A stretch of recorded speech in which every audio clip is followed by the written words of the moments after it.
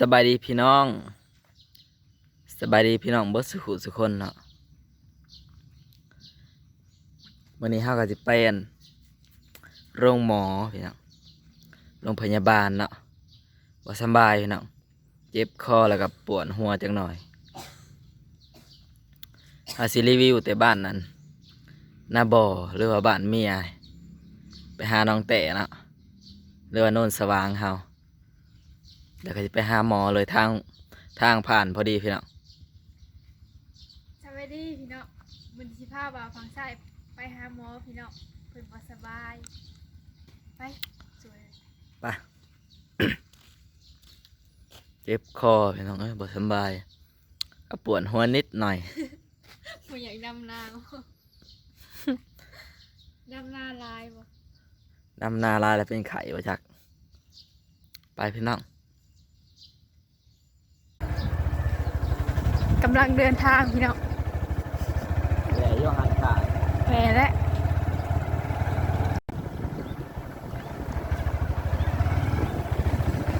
กำลังเดินทางพี่น้องมาเบิ่งระยะทางไปเนาะไกลไปกันเลยครับ อะไรก็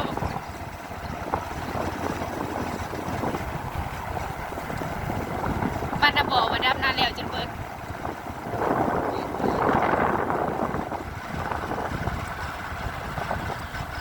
มาจากโน่นครับนี่น้องนักเนาะว่านั่งบอกนะว่าถ้าบอกก็นั่งสั้นโน่นเนาะ ดำนาแล้วบ่ได้ แต่มันหนักตัวใหญ่ตาเนี่ยหน้าเนี่ย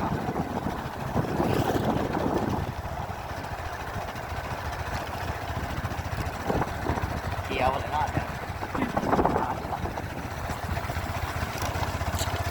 ก็แล้วพอได้เจ็บ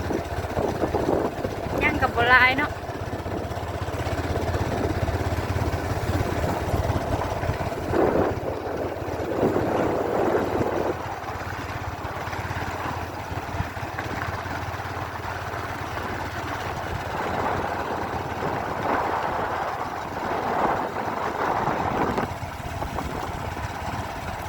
เอ้ย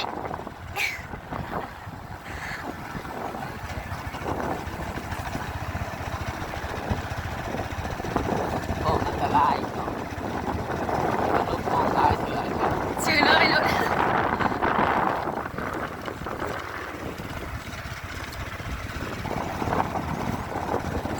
เป็นไปนี่เป็นวัดพระนกแท้พี่น้องอยู่ไกลกันไปเลยเนาะ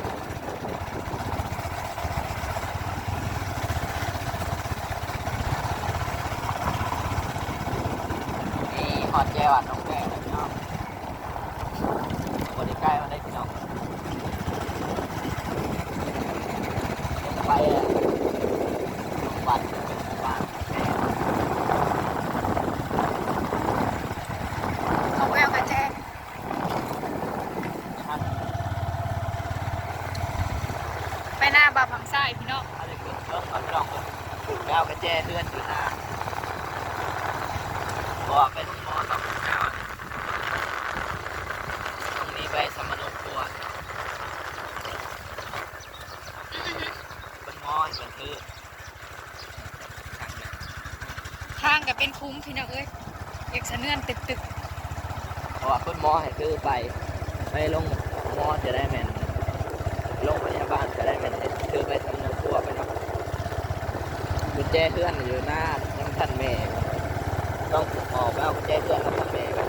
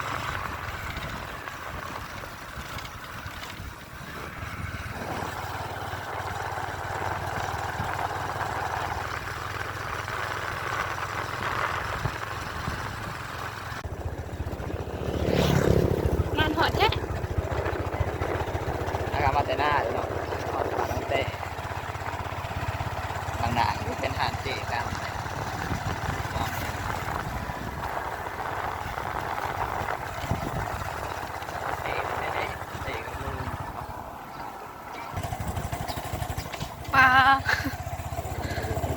เสียโคงเนาะ ภาษาดีเนี่ย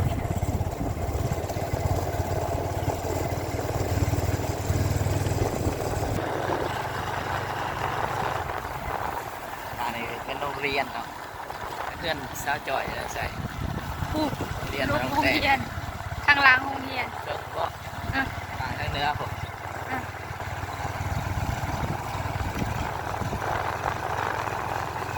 อันนี้ก็จะเป็นเพื่อนละเต้เนาะ ใช่เพื่อนบอกบางสายคือมหอดจักเถื่อน ไปก่อนเลยอันนี้ก็สามแยกนะ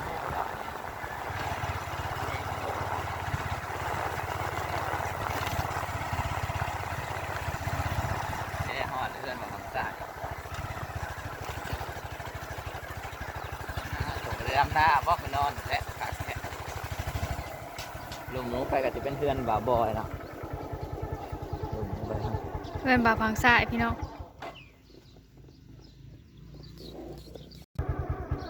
ปืมสมนุครัวพี่น้อง ตอนนี้ห้าก็ได้ปุ้มสมโนครัวแล้วพี่น้องเอ้ยกำลังสีเดินทางลงหมอเดินทางไปลงหมอพี่น้องไปเลยเด็ดโก้พี่น้องไป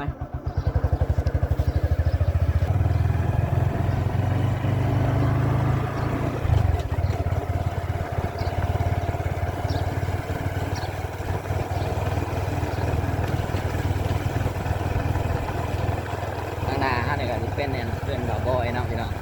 สีเขียวๆเราดำนะคะบุ๊กคือเราแล้วเลย ทำนะ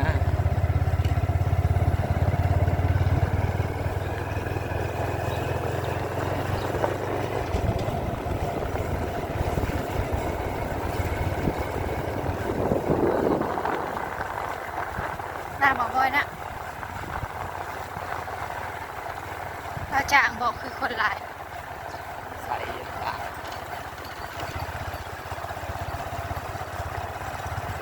เป็นหน้าเปลี่ยนใส่เด็ก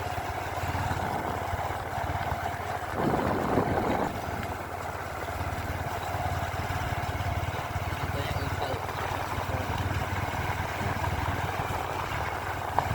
แตกต่างกับน้ำเบา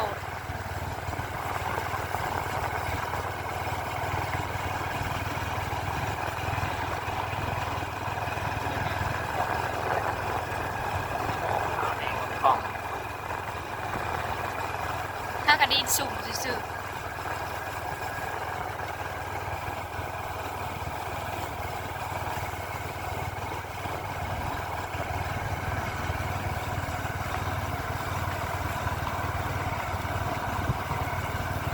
ไก่ยันห้องหมอที่สว่างพี่น้องเลย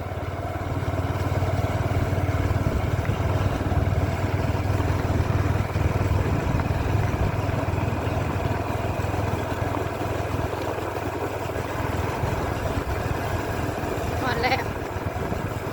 หมดแล้วพี่น้องนี่อยู่ตัวมือมันก็ปิดอ่ะ อ้าว ปิดลิฟต์ คือปิด เมื่ออะไรพี่น้อง กำลังกลับบ้านพี่น้องเลยไปตรวจทานหมอเวลาก็อักเสบแล้วก็ทิ้งหอดนิดนึง ยาพี่น้อง ยารักษาแผลยา2แพงไหมกับยาเสน้ำกินน้ำพี่น้อง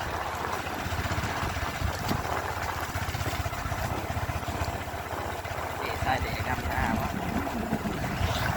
เจ๊ใส่เด็กดำหน้า แมนบอ ตั นะ วกับลูกแล้วเลยเจ๊ใส่เด็กไว้ใช้เด็กกับดัง เพื่อนเราบน ก็จะได้บ้านเจ๊เจ๊ใส่เด็ก นี่ อ้าวเจ๊งหน้าเจ๊ใส่เด็กพี่น้องดีนะ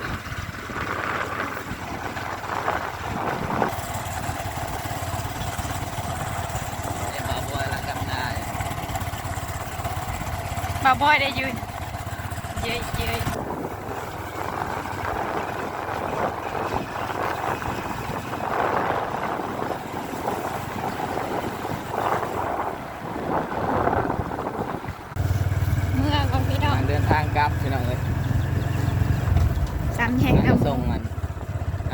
ไปสำนักครัวไปส่งกับแจอีกตอนนี้พี่น้องยังเลือกกับแจ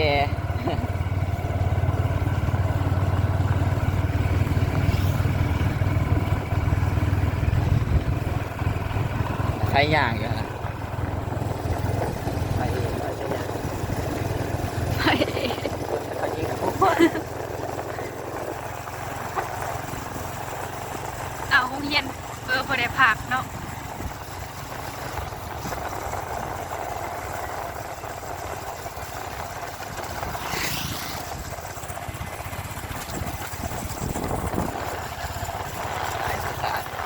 กลับมาที่เก่า เสีย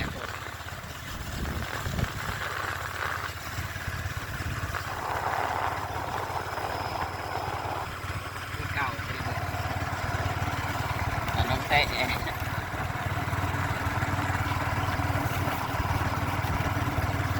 แดดห่อนไล่ให้น้องเว้ยจะมาให้เป็นไข่เป็นวันหรือยังไงแดดก็ดอกก็ดี อ้าวมาหอดวัดน้องแต่อีกเลย กลับมาบนเก่าเนาะแล้วห่อนได้เลย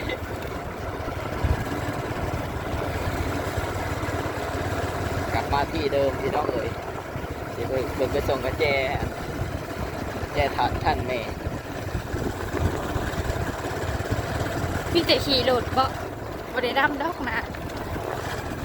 เด็กสำนีกระดูดดำได้แล้วเติม ได้ดอกที่หาให้แล้วจ้ะ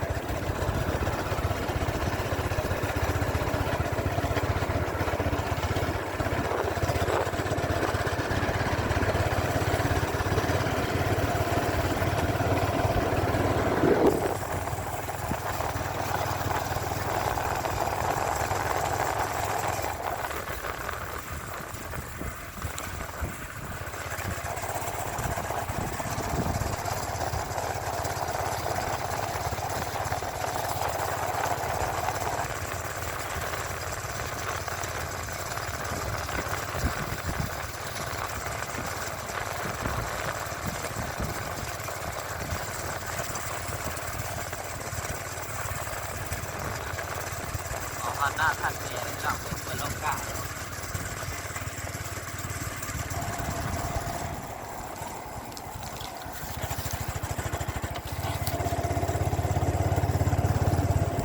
มาส่งกับแจเพิ่น ชิว ท่านแม่เพิ่นก็สูบน้ำดำพี่น้องเอ้ยมีลายจะได้นำเพิ่นนะเนาะกับบัวลายไปได้พี่น้องนำเพิ่นก็สูบน้ำดำพี่น้องเอ้ย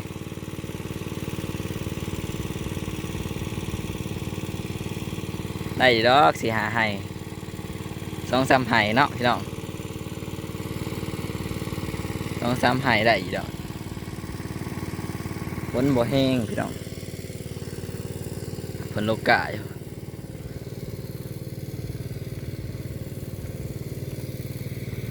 น้องหนุ่ยอยู่เที่ยงหน้าพี่น้องเอ้ยพี่สาวเอื้อยฝนโลกากับพี่อ้ายครับเฒ่าแม่ถ้าจะขอจบคลิปเพียงเท่านี้เด้อพี่น้องคันมักคันหักคลิปนี่ก็อย่าลืมกดไลค์กดแชร์กดติดตาม